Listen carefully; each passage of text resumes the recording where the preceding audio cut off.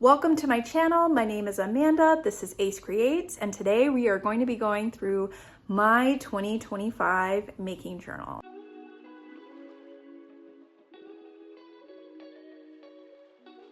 Before we get to my 2025 making journal, I wanted to show you a little bit about the one that I've been using for the last 3 years, and it's really done me well, and I was able to kind of like recoup an old journal that I had started like bullet journaling and failed at.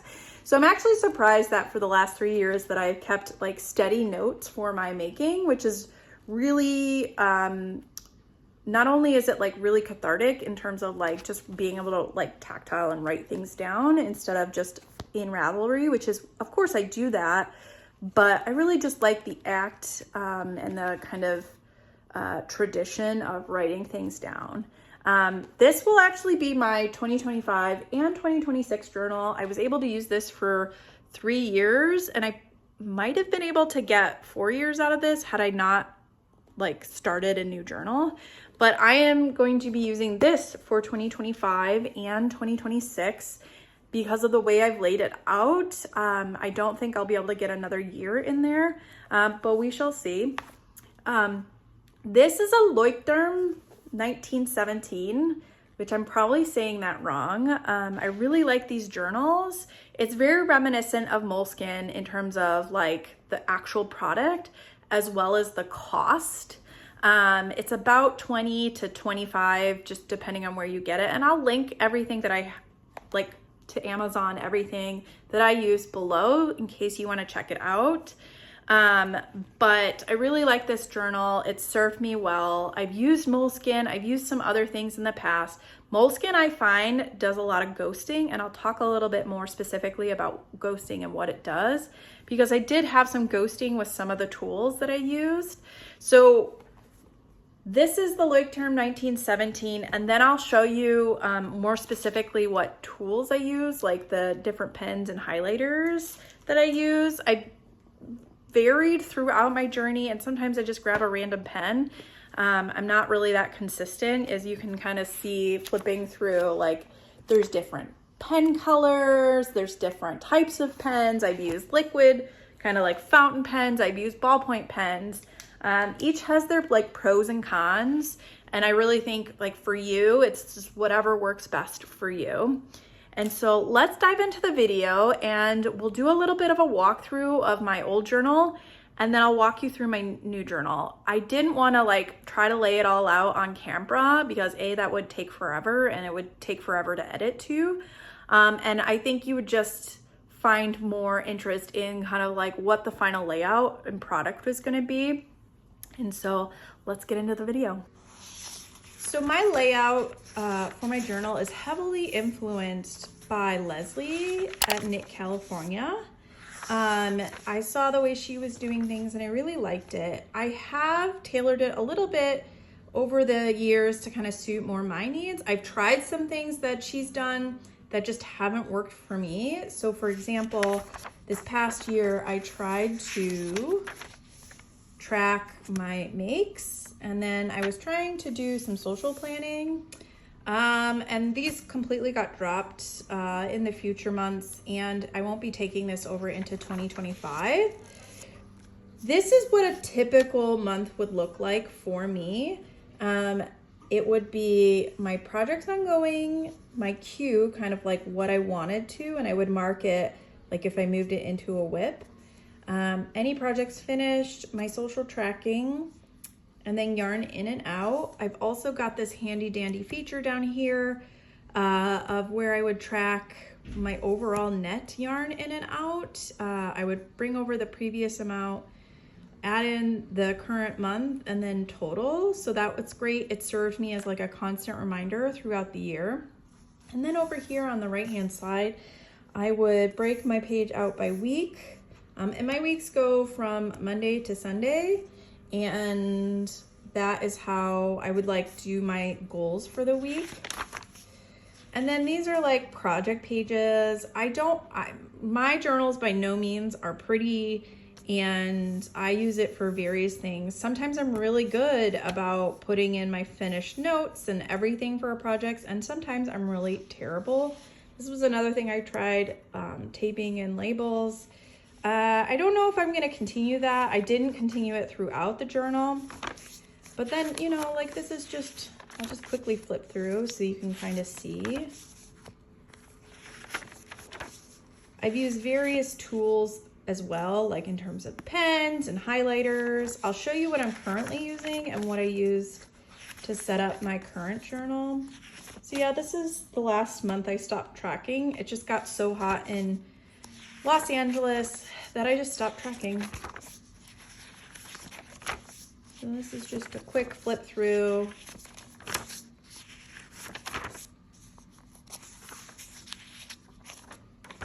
I would have notes and spreads. I didn't track much this spread because I was traveling. But I came back and I tracked. And then this is where I ended up in December of 2024. Again, projects, queue, finished objects, socials, but I wasn't tracking, I just forgot. Yarn in and out, and so that's actually, I finished the year with 89 skeins in and 190 out, and then these were my weekly projects and goals. A few other things that I wanted to show you that I tracked. This is my master log that I started this year. I would put projects when they started, when they finished, if I frogged them, or if I wanted to start it or it was like part of a top 9, I would put it in here. I made a few changes for 2024 I made a few changes for 2025 because I'm not gonna put in a project until I actually cast on a project. And then I had a page for tests, and then when their due dates were and like my star rating. And yeah, and then this is just like random because I honestly do have a few pages left, but yeah, I have like, I don't know, 4 or 5 pages left. So that is like my prior to 2025 journal, and it's well loved, but I'm ready to start on a new one. And so I want to talk you through it. So these are the tools that I use throughout my 2025 journal. I might throw in a random pen here and there, but for the most part, these are all the kind of pens and pencils that I use. Some of them are great, some of them are not. So up first is the Zebra Midliner double pointed highlighters. So it has a more fine point on one side and a thicker traditional highlighter end, chisel end on the other side. I actually got this set from Costco, and I believe it's something that Leslie used as well. I had been using previous kind of like highlighters and pencils that I didn't really like. So when I saw this set at Costco, I was like, cool. And I do like the flexibility of a fine point and a chisel point. So the next thing I use are the Click Art Zebra permanent markers that were also included as part of this set. But what I find, and I'll show you specifically what I mean in here, is I find that this produces very heavy ghosting. So what ghosting is it's when you can see the previous page's content through, like whether it's pretty light ghosting. This is pretty like normal ghosting, I would say, just based on all the things I use. But for example, I'll show you one from our current journal. So for example, this is a layout in my current journal, and I can see I had used one of these Click Art pencils or permanent markers here to create these lines, and it's got some intense ghosting. And I'll frequently see ghosting if I say color things in quite a bit. So I've had to change a little bit how I do things, which I'll talk to you a little bit more in specific when I show you the 2025 journal. So I actually find that these Sharpie fine point pens are pretty ghost resistant. I mean, there is ghosting, but I would call it normal ghosting. And so I've had this set for quite a while in various colors. And so I will use this to kind of in place of this click art once I kind of learned a little bit more about which pens and tools were ghosting and which were not. And then these are just some of the more like normal day-to-day tools that I use. I prefer like finer point pens, and so anything that's like 0.38 is my jam. So I really like that fine point. These are running out of ink, so I also have this other one. It's a Pilot, but again, it's that 0.38 here. It helps so that when my hand eventually does kind of sweep over the paper, it doesn't like bleed essentially. The finer tip I feel like allows for it to dry faster. So I prefer finer tip pens. So let's clear this out. Let's check out my 2025 journal and show you where I'm at. So the first disclaimer is this is going to be my 2025 and 2026, and that's based on just how many pages I end up using in a journal in any given year. I could probably squeeze another year out of this, but because of the way I'm laying things out, that'll be a little bit harder. So of course I added stickers that I've collected. I did get another one of these, a Yarn Lover's Brain sticker from Denim and Rain at Flock this year. And I got a few more that I've collected. Z, my friend Z. And yeah, so I've got Leslie from Knit California over here. And so I've just put on random stickers that I've collected from yarn companies, Sam at Clockwork Fiber. I've just gotten random stickers. And so I wanted to include them throughout my journal. I also got this pen holder. So here's my journal, and we'll just start through the walkthrough, and I'll kind of talk you through each page as I get there. So this is just a normal standard table of content. It's currently in pencil, but I will probably redo it in pen at some later point. I don't know if I'm going to do that, but that's where I'm at, and it just kind of goes through in order and where everything is. So if I ever need to kind of quickly reference something here, I can.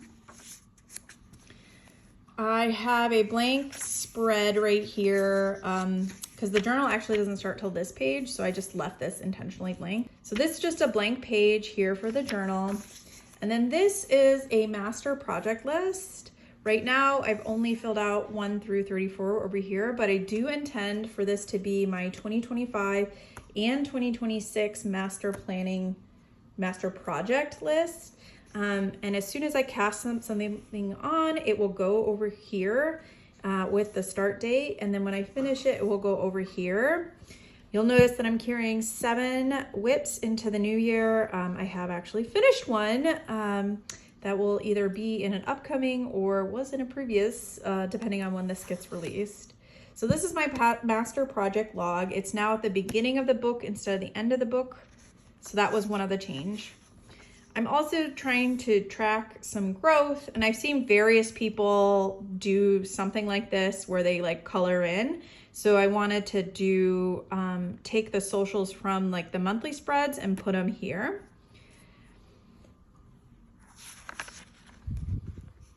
I did want to do a maker's bingo. So right now I've seen Leslie do it, and I've seen now a lot of people do some sort of knitters makers bingo. I really want to just be, because I do multiple crafts, I do want to say it's makers bingo. And I've just come up with like some smaller manageable goals that are not part of my big overall goals. And I'm not going to go into any like big detail here, especially when I get to the goals, but I have the mini goals over here along with like notes that I'm planning on adding over here, like the project or projects, because if I do multiple things, I am gonna just make a note of which projects did what. And so like, for example, I put like make a gift make one time, and then so I can cross that off, finish a tee, finish a tank, make one sample, use 10,000 yards in finished objects. Use yarn from 2023, purchase in 2023, in 2022, go to a fiber festival, finish a whip from 2023, finish 4 projects in a month. So just some ideas that I thought I could do. And then these are the notes over here. This is my goal spread. It's still a little bit of a work in progress. I'm not going to specifically go over the goals themselves because I will talk about the goals in a different video. But over here, I'm listing the goals along with my no-buy rules for my no-buy year.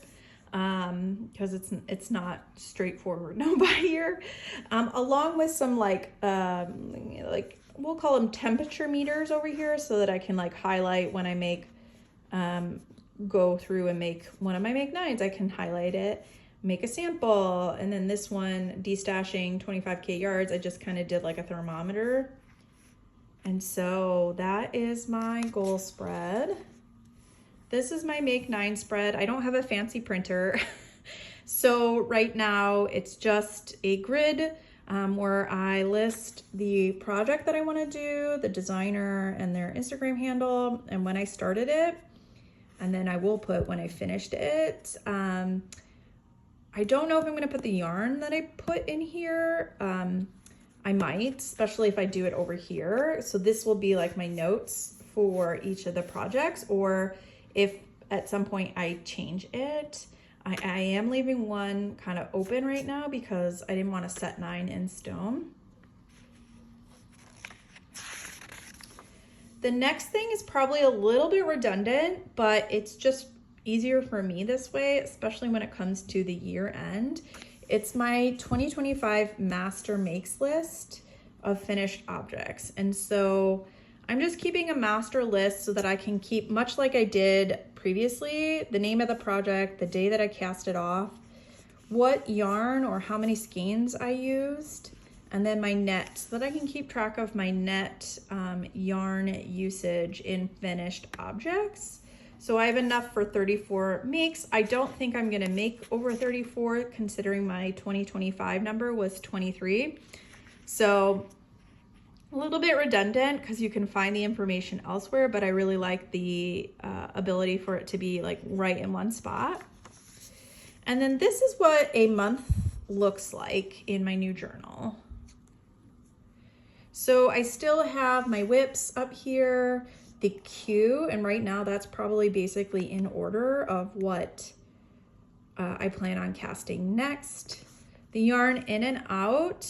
I'm also keeping track of yardage here for yarn in and out. I haven't done it for this skein yet, but I will, because I won't reconcile until the end of the month. But here I destashed some Karen crystal cakes that each had 634 yards. And so I will put this in the goals thermometer later. And then my project's finished, and then the date. And then this is like my monthly like goals, like each week. I can either have 4 sections, or some months I'll have 5 sections, just depending.